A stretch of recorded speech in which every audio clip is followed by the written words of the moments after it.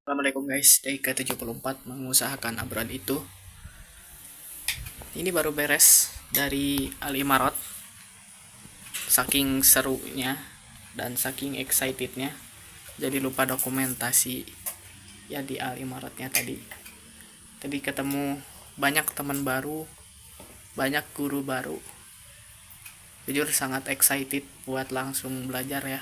Tapi nanti harus hari Rabu belajarnya. Kayak gitu.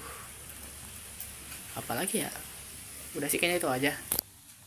Pokoknya pengen belajar lah, kan aku ada di Mustawa 1 ya, jadi kita bisa mengajukan banding buat naik level, asalkan ya kita dites lagi gitu, apakah cocok kita naik level atau tidak, atau misalkan level kita ketinggian gitu, kita merasa tidak mampu, kita bisa turun banding buat ya nurun levelin kita. Cuman aku mau nyobain buat naikin banding aku, soalnya tadi juga kan ada salah satu pemateri, aku lupa lagi siapa namanya, Ustadz Ustadz Rifki gitu kalau nggak salah. Beliau teh keterima di MBZ Muhammad bin Zayed di Uni Emirat Arab.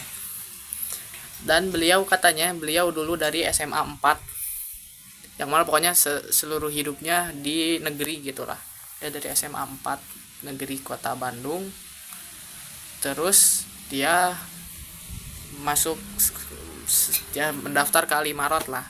Sebelum daftar ke Al Imarat, beliau belajar sendiri lewat YouTube. Mungkin berapa ya? Mungkin sekitar sebulan 2 bulanan dia belajar. Aku juga kan sebelumnya belajar bahasa Arab ya. Dan awalnya beliau teh ada di Mustawa Mustawa 1, nggak tahu 2 gitu. Cuman beliau ngambil banding lagi sambil nunggu itu, akhirnya tiba-tiba udah di Mustawa 3. Tinggal 2 tahun lagi aja tuh, berarti 2 tahun lulus, 1 tahun, 2 semester maksudnya, 2 semester lulus. Terus akhirnya daftar lah di MBZ Muhammad bin Zayed dan keterima kayak gitu. Jadi mungkin aku bakal nyobain banding, nggak tahu ya nanti hasilnya bakal keterima atau enggak, bakal naik atau enggak, cuman ya udah nyobain aja gitu. Jadi ya udah, hari ini bakal sedikit riset beasiswa lagi. Aku bakal coba nyari informasi terkait univ-univ di Korea yang nggak tahu ya, nanti aku apakah bakal milih yang regional, ya yang RGKS yang regional, atau yang nanti general yang bisa pilih 3 univ, 2 univ tipe A, 1 univ tipe B, atau yang regional yang dua-duanya milih 2 tipe B kayak gitu. Jadi aku bakal coba lagi. Let's go. Sedikit sedikit nonton video-video dari para awardee yang udah keterima. Jadi kan di webnya kita udah baca full semua persyaratan dan lain-lainnya. Karena aku bakal mau cari tahu gitu. Lebih lebih lebih apa ya? Mending mending pakai jalur univ track atau embassy track gitu. Walaupun sebenarnya based on my previous research, kita tahu bahwa kalau misalkan kita nggak keterima di embassy track, kan itu ada di first roundnya ya, jadi pengumumannya tuh beda. Kalau embassy track pengumuman di first roundnya itu tanggal 17 Oktober, sedangkan kalau buat univ track itu tanggal 14 November. Jadi masih ada 1 bulanan lah sampai ke waktu tersebut gitu, apakah kita keterima di embassy atau enggaknya kayak gitu. Jadi kita bisa apply dua-duanya. Kalau misalkan di embassy kita nggak keterima, kita bisa ikut jalur univ track kayak gitu. Cuman ya siap-siap aja repot, cuman nggak apa-apa sih sebenarnya, seru-seru aja menurut aku. Cuman ada beberapa informasi atau bisa dibilang mah apa ya, asumsi atau mungkin pendapat terkait jalur yang lebih banyak diterima dibanding dengan embassy track. Kan sebelumnya aku kasih tahu ya, kalau embassy track kita cuma dapat 4 kuota aja, 2 kuota RGKS sama 2 kuota general gitu. Nah, untuk Univ-Track ternyata itu beda lagi, guys. Kita cuman Univ-Track, kita cuman bisa pilih satu tipe B Univ. Jadi kita nggak bisa milih tipe A Univ. Kalau mau pilih tipe A Univ, kita harus ya pakai jalur Embassy Track kayak gitu. Dan rata-rata orang keterima tuh emang pakai jalur Univ Track. Jadi banyak yang keterima Univ Track, dimana mereka milih tipe B Univ yang emang jarang orang iniin gitu, jarang orang mau. Aduh, bentar lagi komat. Jadi kita lanjut setelah sholat. Guys, buat kuota kan kemarin aku kasih tahu kalau kita yang Embassy Track kita ada 4 kuota buat Indonesia ya. Itu bisa berubah, tadi dikasih tahu salah satu awardee di YouTube-nya. Tapi ini masih asumsi ya, masih bisa jadi atau enggak gitu.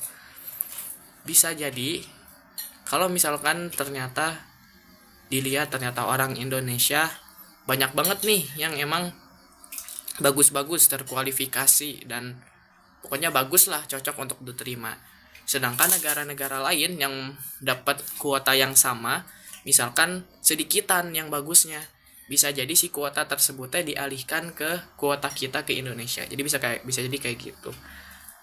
Jadi ya masih ada kesempatan lah, dan ngasih informasi ke kita kalau perbagus semua aplikasi kita buat mungkin bisa jadi menambah kuota juga gitu buat kita kayak gitu. Aku nggak tahu mau kapan buat ininya, kemungkinan besok kayaknya deh. Besok aku bakal lanjut buat jadi plannya adalah pertama kita ngambil Embassy Track. Nanti kalau nggak keterima kita bakal nyobain University Track. Buat Embassy Track itu aku masih belum tahu apakah mau ngambil yang general atau yang RGKS. Kemungkinan sih aku bakal ngambil yang RGKS kayaknya, yang pilih 2 tipe B Univ. Jadi biar peluangnya lebih gede mungkin, tapi nggak tahu juga. Sama habis itu setelah misalkan kalau kita gagal, kita bakal nyobain University Track kayak. Besok aku bakal cari informasi terkait univ mana aja yang tidak membutuhkan tambahan atau additional required dokumen, nggak membutuhkan tambahan dokumen ataupun tambahan kualifikasi kayak gitu. Jadi sepertinya hari ini mah seperti itu aja. Ini aku ada sedikit ini ya. Tadi kan dari Al Imarat, dari guru-gurunya, dari alumninya juga tadi datang. Ada sesuatu yang menempel sampai sekarang. Tadi udah disusun di otak namanya. Bentar. Jadi tadi dikasih tahu kalau misalkan bahasa Arab tuh bukan tujuan akhir ya di Ma'had Al Imarat ini gitu. Jadi bahasa Arab tuh sebagai perahu yang akhirnya kita bisa mengarungi samudera ilmu kayak gitu. Jadi bahasa Arab teh sebagai alatnya kita buat menambah ilmu lain di kehidupan ini. Aku juga dapat satu ini yang benar-benar keinget sampai sekarang, yang mana itu jadi pengen belajar bahasa Arab juga gitu, jadi semangat. Dulu para ilmuwan di masa keemasan Islam, terutama di Daulah Abbasiyah, ada misalkan kita sebutkan Al-Khawarizmi, terus misalkan Jabir bin Hayyan, terus misalkan Imam Bukhari, Imam Muslim. Mereka semua itu bukan orang Arab asli bisa dibilang. Misalkan kayak Al-Khawarizmi kan dari Hawariz ya. Hawariz kalau nggak salah dari Uzbekistan. Terus Imam Bukhara juga kalau nggak salah dari Uzbekistan atau Persia gitu, lupa. Terus Imam Muslim Naisabur tuh di sekitaran Persia, yang mana bahasa Arab teh bukan ininya mereka, bukan bahasa ibu mereka. Jadi salah satu ustadz teh mengumpamakan kita juga sama gitu sama mereka. Jadi kita kita kalau bisa dibilang mah ajam ya, ajam teh orang luar Arab yang belum sama sekali mengerti bahasa Arab, tapi beliau-beliau tadi itu bisa sehebat beliau.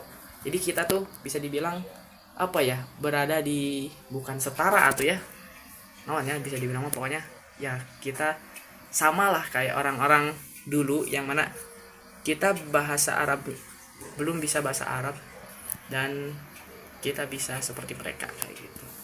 Sama ada satu lagi yang sampai kepikiran sampai sekarang. Mungkin ada yang pernah bertanya kenapa Al-Quran teh bahasa Arab, kenapa nggak bahasa-bahasa lain. Perumpamaannya adalah kalau misalkan kita punya satu botol air 1 liter misalkan, terus kita juga punya gelas yang isinya cuman 50 liter gitu, cuman setengah liter gitu misalkan, yang ini yang satu botol 1 liter, yang gelas ini setengah liter. Air tersebut kan kalau misalkan kita keluarin sampai kosong, pasti itu meluber airnya ya sampai ke bawah. Itu perumpamaan kalau misalkan bahasa-bahasa lain yang digunakan sebagai bahasa Al-Quran gitu. Karena ketidakmampuan bahasa-bahasa lain dalam mengkalamkan atau apa ya, mendeskripsikan kemuliaan dan keindahan Al-Quran dalam bahasanya. Dan kalau kalian cari sendiri, bahasa Arab adalah bahasa dengan kosakata terbanyak di dunia dibandingkan dengan bahasa-bahasa yang lain kayak gitu. Terutama bahasa Indonesia mah kalah lah kayak gitu. Coba cari ya, tapi cemiu, correct me if I wrong kayak gitu.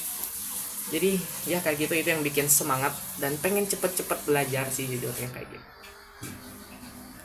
Udah sih kayaknya hari ini mah gitu aja. Udah lama juga, mungkin sampai 8 menit. Akhir-akhir ini aku sering banget ya bikin video 8 menit, mungkin karena terlalu banyak cappingnya, cuman gak apa-apa lah.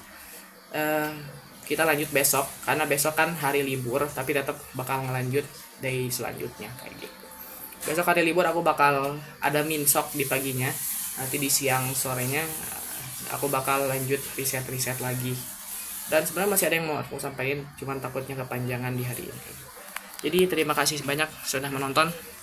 Kita ketemu hari esok.